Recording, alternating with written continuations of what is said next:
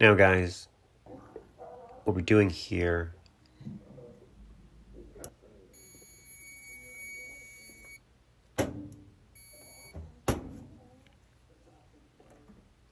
so we're testing, that was the push start.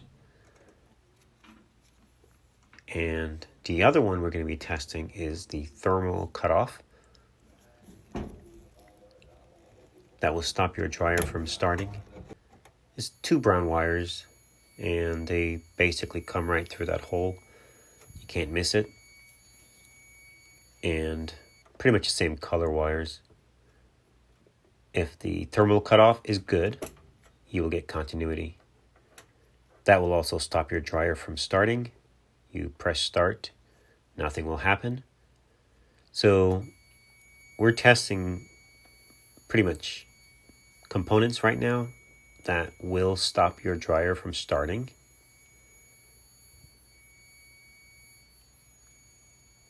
Sometimes you want to disconnect the wire off other component, and that will give you a better reading, which was what we did.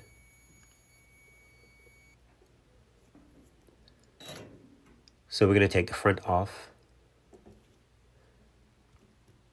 This video is not too much about how to dismantle the dryer, more focused on testing the components and tell you what will happen if they're not working. So this is the door switch and your light switch as well.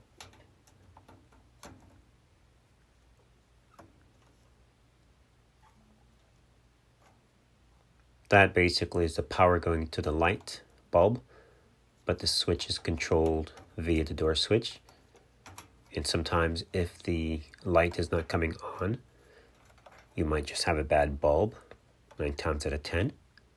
But sometimes the door switch could be at fault.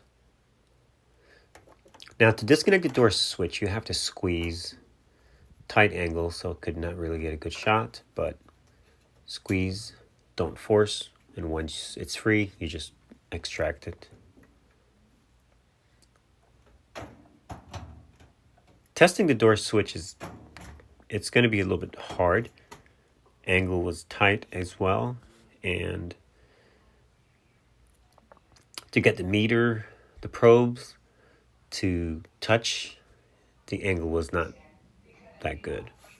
So just take your time and work it. The first one was the door switch. Sorry, it was a light switch, I'm sorry.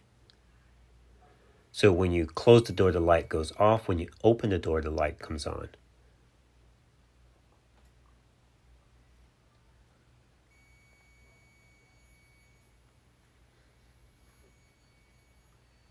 And the door switch, yeah, that's a light. And the door switch, when you press, basically when the door is closed, the circuit is complete and the dryer will work.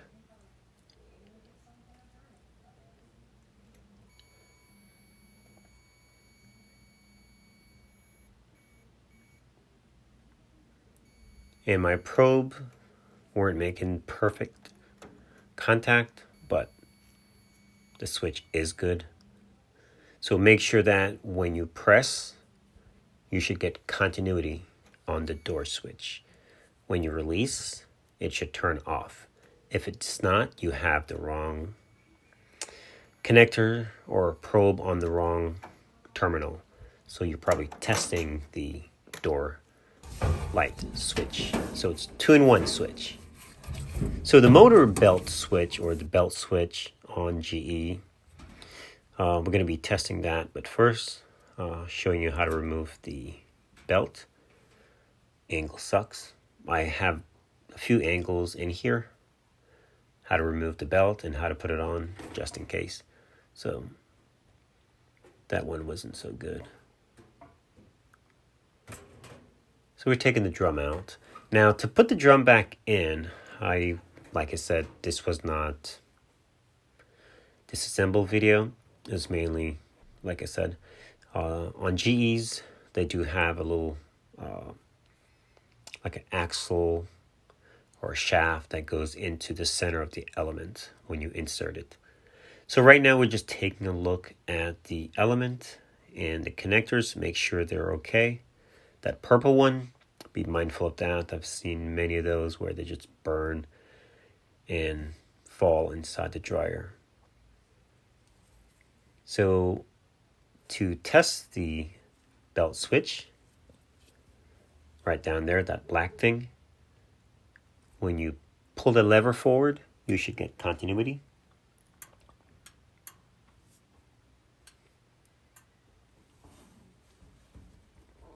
And it's easier to remove the harness from the motor and follow the wires to the switch.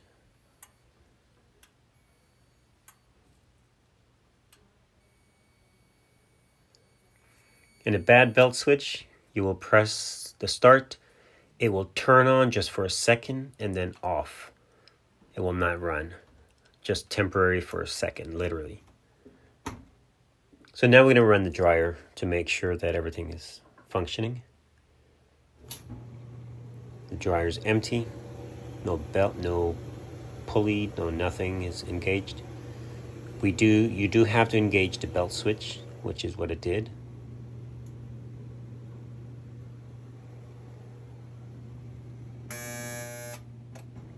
Also, guys, on GE dryers, sometimes the knob, that center knob, always pull it off. If you notice your dryer's not working, pull that knob off, flip it over, and see if it's cracked in the center of it. So, as you can see, everything's working. So, sometimes those knobs will give you a false reading. So, you think your dryer's broken, and it's not coming on. And the reason for that is because it is still in the off position, but while you're turning the knob is turning, but the shaft is not turning. So the dryer is not doing anything because the knob is broken. Check that first. And also, you can always remove one of the other knobs, put it on the center knob, turn it, and see if it engages. If it does, replace the knob. So I was showing you again how to put the belt on.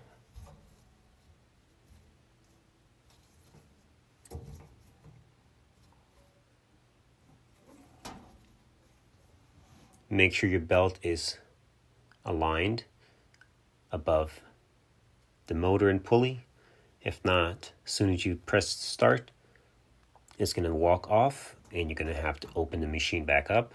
So be mindful of that. Make sure you can rotate the drum. I think in this video, yeah, I will actually rotate the drum slowly just to make sure that everything is aligned. So we're putting it back together, but I think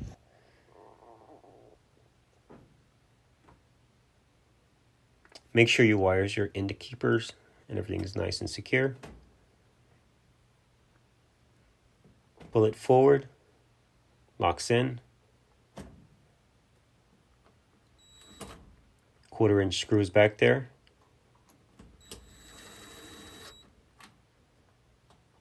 Make sure your venting is not kinked or restricted. Bad thermal fuse, machine will not start. Broken belt, bad belt switch, dryer runs for 1 or 2 seconds. Bad door switch, dryer will not start. Bad motor, dryer will not start, might hum, or might not heat.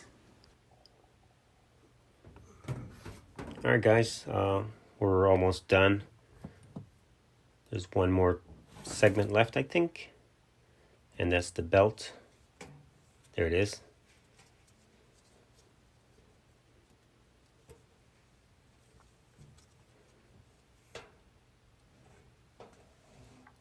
You should be able to rotate your drum without that belt coming off. That's a good practice, and that will save you from having to go back in. Alright, so we're all done. Dryer's up and running. Thanks for watching. Don't forget to like and subscribe. Thanks again.